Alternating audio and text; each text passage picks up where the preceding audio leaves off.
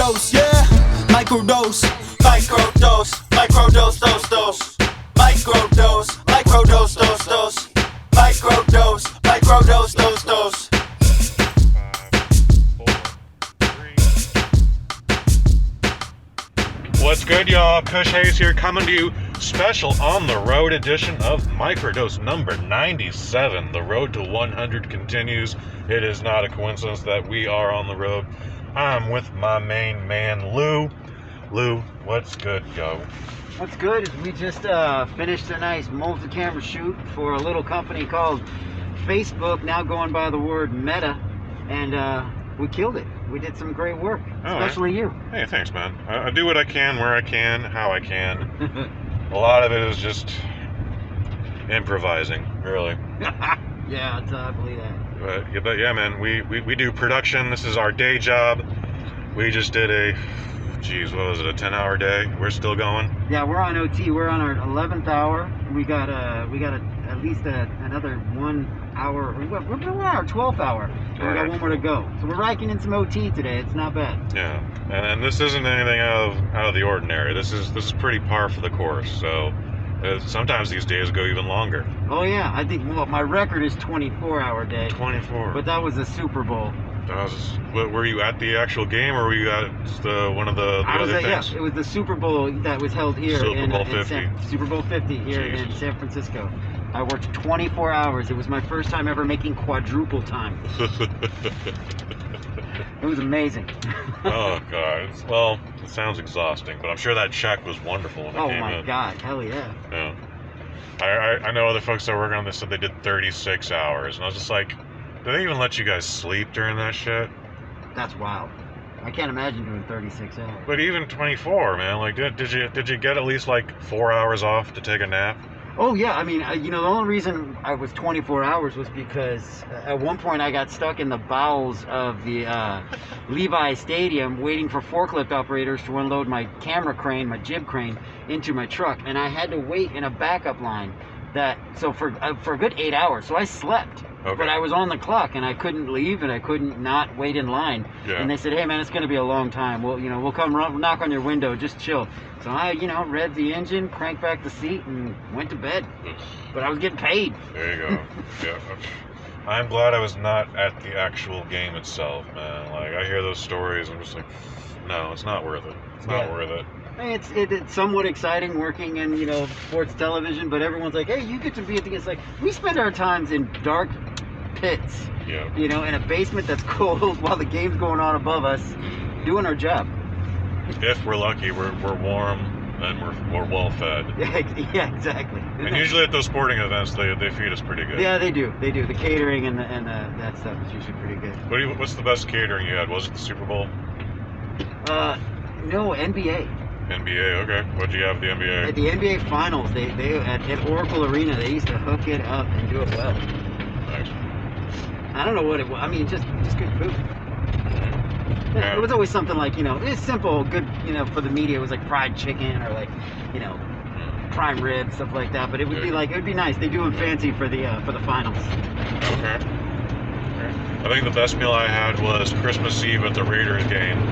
And again, they were doing prime rib and lobster. And the NFL that night went all out. And that was an NFL catered event. Oh, okay. Yeah, they can.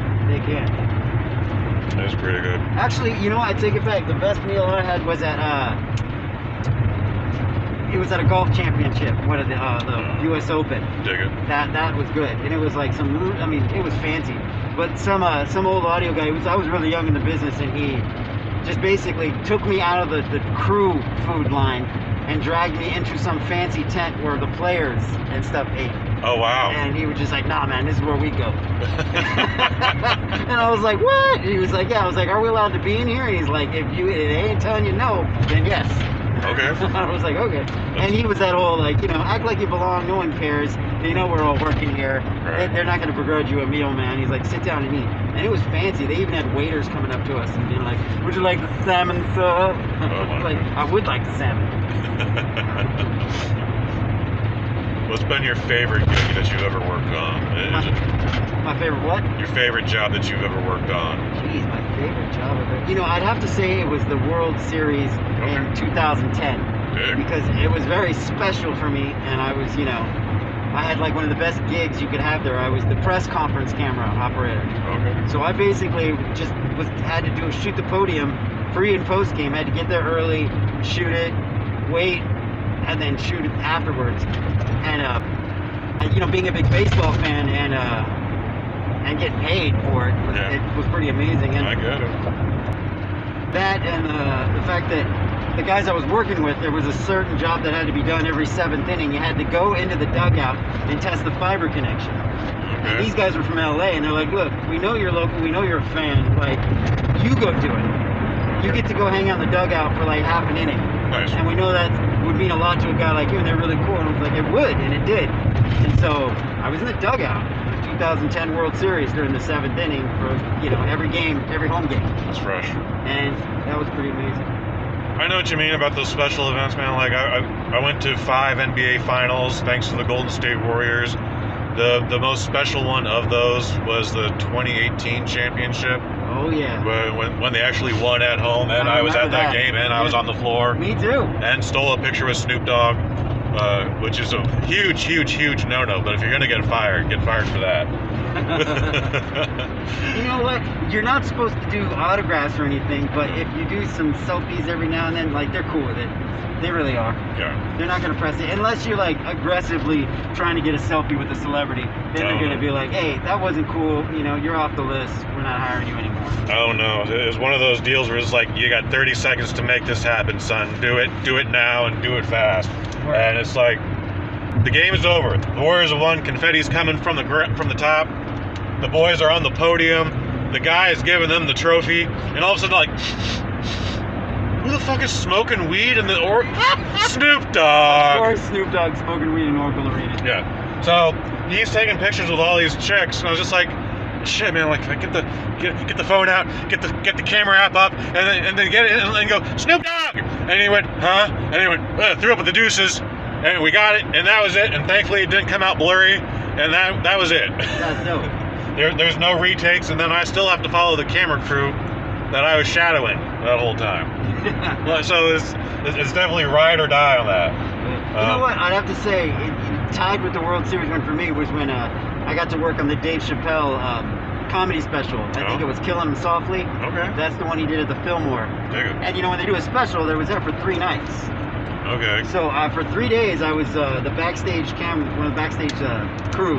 I was sound on that one, so there was Cameron. I was doing sound, riding the boom, had a mic on him, and he was hilarious and cool. And that guy, he really is chill. Like, especially like, you know, by the second day, he was like, "What's up, Lou? How you doing, man?" I was like, "I'm good, man." He's like, "All right, baby." You know, maybe smoke a cigarette and walk on. But it was really cool hanging out with him. Yeah. For like, what it felt like, just hanging out with him for 3 days. That's great, dude. Yeah. I have to say, though, my favorite event that I've ever worked, I guess it's a tie. And I'm just going to be shameless about it. It was the easiest work you've ever given me, Lou. You sent me to a Filipino Pride Festival to set up a television, and you're like, you know, do whatever they need you to do, okay? But it's about 8 hours, maybe 10 hours, whatever. And I was like, all right, whatever you say, Lou, I got this. That. Yeah. And I got there, and I set up the TV and plugged in their Blu-ray player, and they're like, come back in 8 hours. We don't need you. That's it. And I was like, what do you mean? I was like, hang out at the festival if you want. I mean, get some lumpia, whatever. You know, it's a good time. You know, Yeah. we got everything we need from you. And they're like, oh, it felt like a trick. It felt like a trap. I know, right? But I left. Like, I went to go see Guardians of the Galaxy that day in 3D. I bumped into you that day, actually. And I was like, oh no, bumped into the teacher. You know, it don't matter. Did I see you at the movie? You saw me in the basement of the parking garage. Oh, okay. I think if I wasn't on my way to the theater, you guys were like just coming back. Something like that. It was one of those weird things, but so. And then I came back 8 hours later, picked up the TV, and that was it. That was an honest day's pay. Job well done. But you sent me on another gig in 2015, where the Warriors aren't champions yet. It's still pretty early in the season, but some deodorant company paid Steph Curry X number of dollars to talk about his Final Four picks. Mm-hmm. And sure enough, he did a little radio interviews during most of the day. And then the producers came up. That day started at like 4 a.m. too, FYI. So by 8:30, they're like, so we want to do a spot with ESPN, but they're not coming back till like 5 o'clock tonight. So go back to San Francisco or whatever, but please be back here at 4:30. And worst case scenario, they cancel the hit and you guys get paid anyways. And we're like, all right. Yeah. And so we didn't know what to do. We got lunch. We went to go see a movie. We somehow like filled up 6 hours of time. And then they canceled the spot. Yeah, then you just get to go. I know. Those are the weirdest days. I mean, I'm back. Remember when the Sacramento Kings back in like 2005 were like good? Yes, vaguely. Yeah. So back then it's like 05 and they're playing the Lakers in the basically the Kings were good. Okay. And so we would have to cover the Kings, and the TNT would hire us and we'd go there all the way from San Francisco.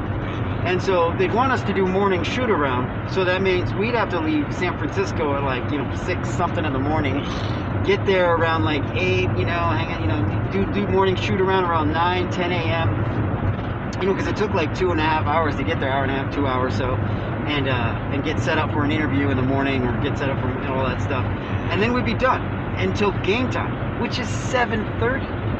And so we wouldn't drive home, but we would do that. We'd go see a movie, have some lunch, hang out, come back to the arena, do some little more work, and then hang out until the end of the game. I mean, those days were like 15, 16-hour days, pulling down all that overtime, and they knew exactly that they weren't doing anything all day. They didn't care. They was like, well, the work we gave them was good. They hired us every time they were in town covering a game, and it was just like, it felt like you were stealing money, but you were walking away from happy clients going, that looked amazing, thank you for all your hard work, and they're congratulating you on the way out. It's like, it's one of the joys of when the jobs go good, Those are the best jobs, I swear. Man. Sweet gigs you never want to end. No. I think we were a half hour into 300 part 2 when overtime jumped in or kicked in. Yeah, exactly. And I was just like, wow, this is really happening. Like, again, it feels like a trap. Yeah. I feel like I'm gonna get back and like Vaughn or Ryan's gonna yell. It's like, so you went to a movie, huh? You guys just left the Marriott and you guys went to go see us. You went to see 300 part 2. Exactly. Neither of those guys talk like that, but that's always where you're like, oh. Yeah. Nope, never gonna happen.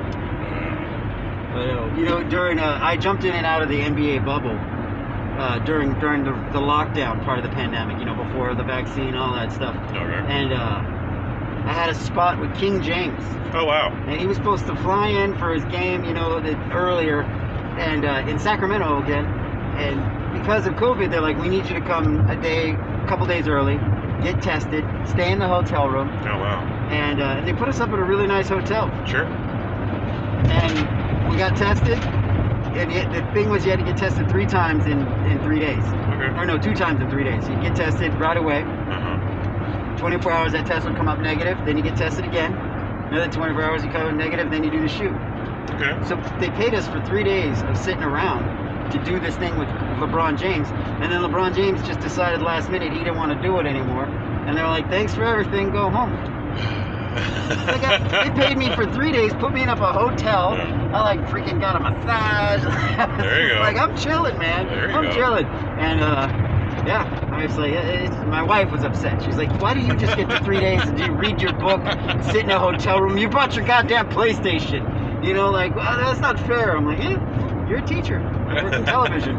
It's what we do. It's a trade-off. Yeah. It's a lopsided trade-off. It is a trade-off. Do you find that when you talk about our job with the civilians, do they always ask about so do they feed you? That always seems to come up, and I'm like, I mean, sometimes, most times, but why? I don't know. Why does that always come up?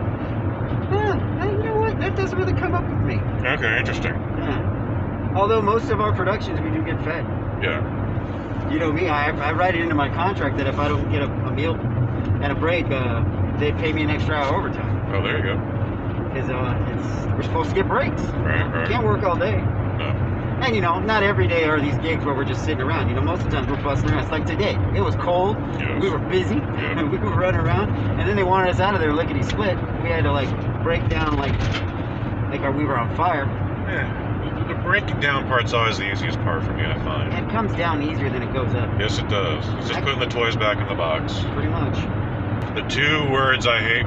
So first of all, it's always nice when anyone ever buys us lunch because, again, I've never had a job before this where anyone bought us lunch. All Yeah, right? right, exactly. So anytime anyone does do that, I'm like, that was cool. That's always cool. But the two words that I hate the most when it comes to a meal, regardless of where we are, is the words gourmet and sandwich put together. And it's always just like, God damn it. Why can't... Look...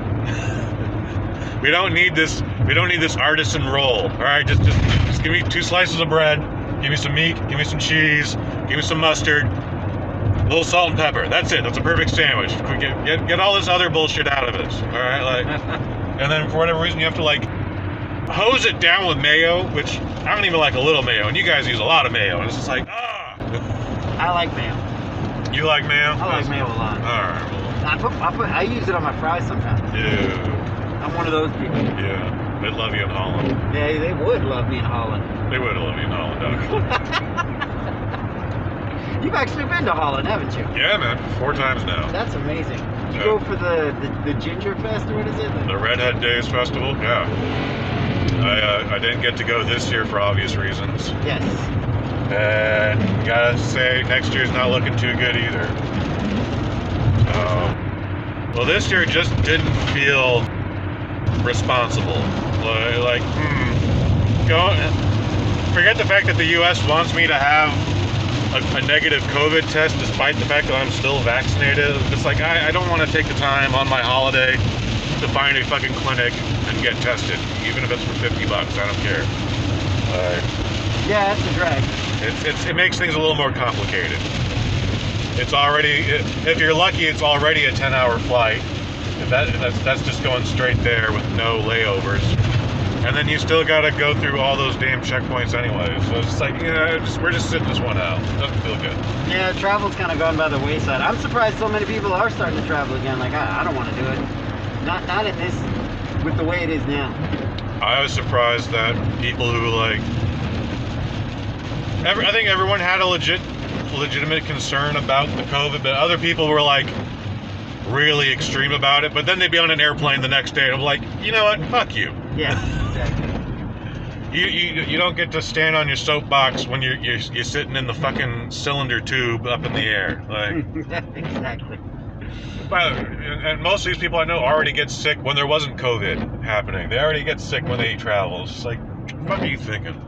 Yeah, that's the thing too. You get sick in travel because you're in a tube sharing air with 150 people. Breathing everyone's farts in already. Oh my gosh, dude. I once flew when I was flying from New York. I was working a job in New York, and they flew me down there to do the job, and then I was getting flown back on JetBlue, and it was a good time. So I'm flying back. I'm hungover because I only had one night after the shoot was over to have fun in New York, and I'm like, well, I'm not gonna not go drinking in New York. There you go. So I went to Soho. I went to a couple of cool bars. I ended up at this place called Lucky Jack's, playing pool and meeting locals, and they were really cool.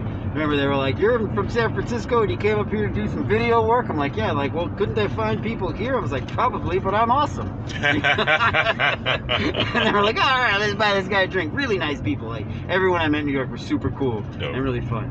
But the crux of the story is I'm flying back and I'm sitting next to this older woman. I'm quite sure she was some form of Ukrainian, Russian, some kind of thing. Okay. But man, she was relentlessly farting. Oh no. To the point where I couldn't take it. I finally asked if I could move seats. Oh my God. And the stewardess said, she was like, the flight attendant was like, well, why do you need, may I ask why you need to move seats? Is everything okay?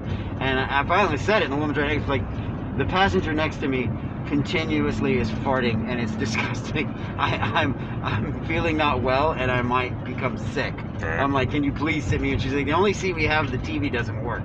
I'm like, I don't care. Yeah. I really don't care. Yeah. At this point, it's a better option. So she was like, okay, sure. So she moved me.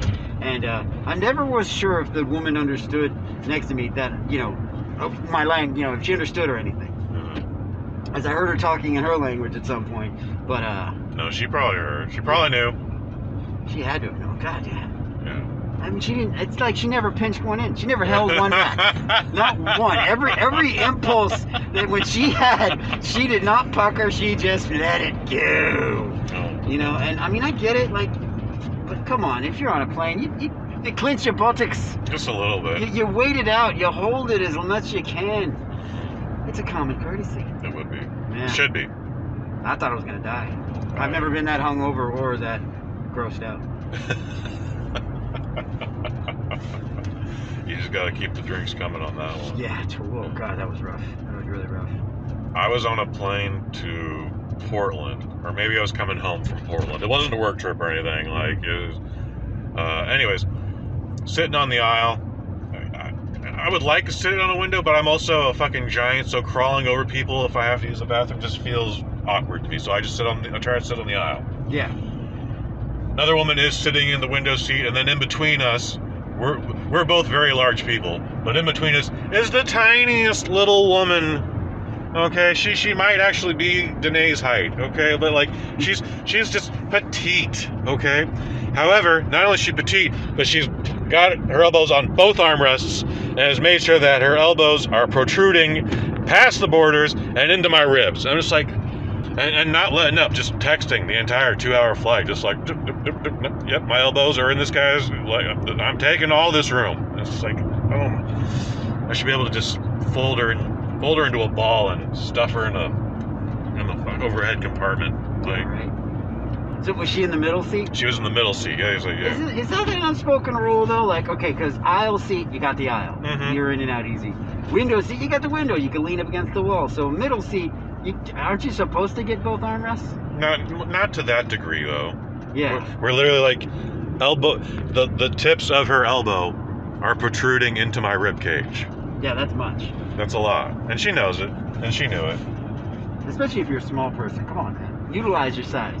Yeah, she didn't need all that. But you excited for any movies coming up, Lou? I'm really looking forward to the new Spider-Man. Okay. Like that's one I can't wait to see. As we are recording this, they had the big press release, and actually most of Europe got Spider-Man 2 days before us. No shit. Yeah. I don't know what that's all about. However, because it's now out there, it's in circulation, it's in the air, Lou. Okay. There are D-bags on the social medias dropping all the spoilers. Oh no. Whether they're real or not, people gotta ruin everybody's good time. So, I implore you, if you want to see the Spider-Man 3, do not. Stay off your social media, kids. Like, don't look up any press release. Don't look at the junkets. Like, just stay off of social media and the internet until you see Spider-Man. Yeah, I haven't even seen the trailer. Oh, okay, good for you. I don't like to see trailers of the movie I'm about to see because, you give away too much. Mm. I like to go in pretty, fresh, Mhm. not knowing.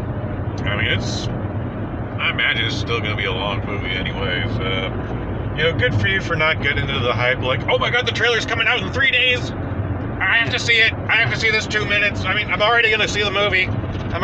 It's already on my calendar, circled in red 17 times. Exactly. But now I need to see this trailer. I need to know that, Peter, that they're all the Spider-Men are together. I need to know this. All the Spider-Men weren't in the trailer. Now I'm mad. The movie posters look good though. Yeah, the movie posters look fine. And I have watched all the other ones. I've watched all the Tobey Maguire ones with my kid Dig it. because I'm like, they're gonna reference so many things you don't understand, little one. So let's check it out. There you go. Yeah. Did you like either of the Andrew Garfield movies? I did, but I didn't love them. I just thought they were okay. They were like, they're not bad. I see what they're trying to do here, but I'm like, this isn't the kind of reboot that's gonna stick. And I really thought it was in the Spider-Man. I didn't dislike him, but I don't know. He didn't sell it to me as well. I liked Andrew Garfield, but I hated the movie so much that I refused to see the second one. And then when it turned out to be the big steamer that everyone says it was, I was like, I felt justified. I felt vindicated. I was like, good. I felt like they never got any good villains in those movies. Well, they were trying to. Sony was trying to do that bullshit where they were just doing what DC was doing. Like, we gotta build the next Marvel Cinematic Universe. But you gotta start with one good movie.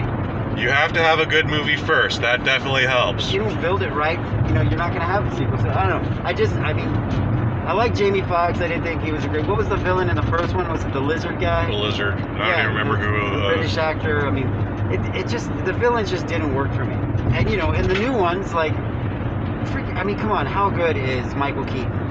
Yeah, right. Michael Keaton's great. Michael Keaton was terrifying, and then He was, and they gave him a great origin story. Like, he came up as, like, he was a regular old construction working guy who got hosed by the Avengers, and he's like, screw it, I'm going to life of crime with all this ability, you know, all these gadgets, and it worked. I mean, it made some sort of sense, and he had actual motivation to be said badass bad guy. Yeah. There's do you ever watch the YouTube channel How It Should Have Ended?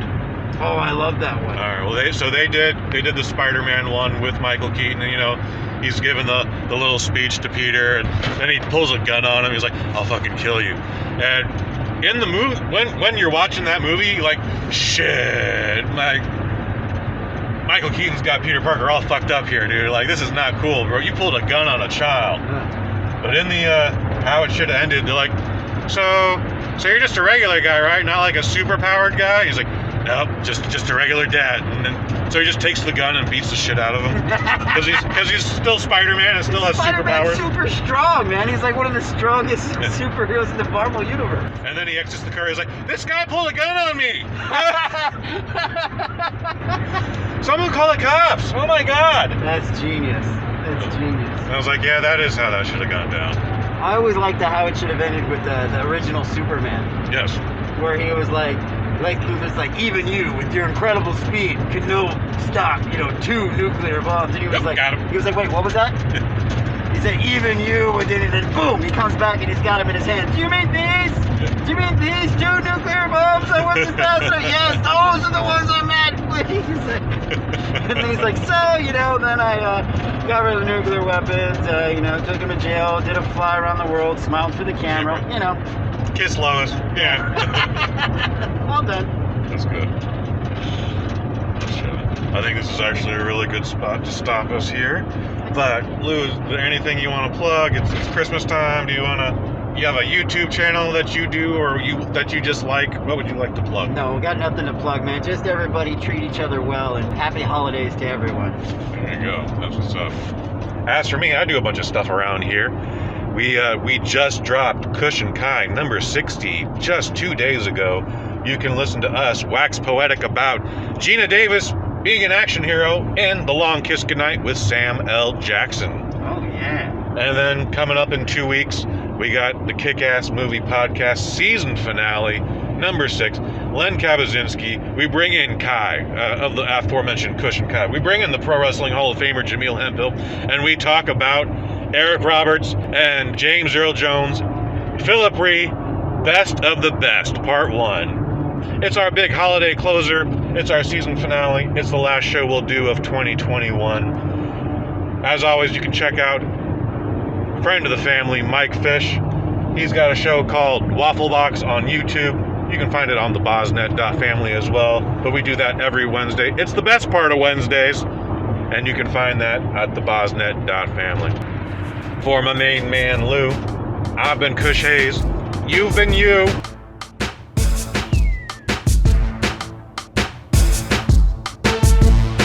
Microdose, microdose, microdose, microdose, microdose, microdose, microdose, yeah, microdose.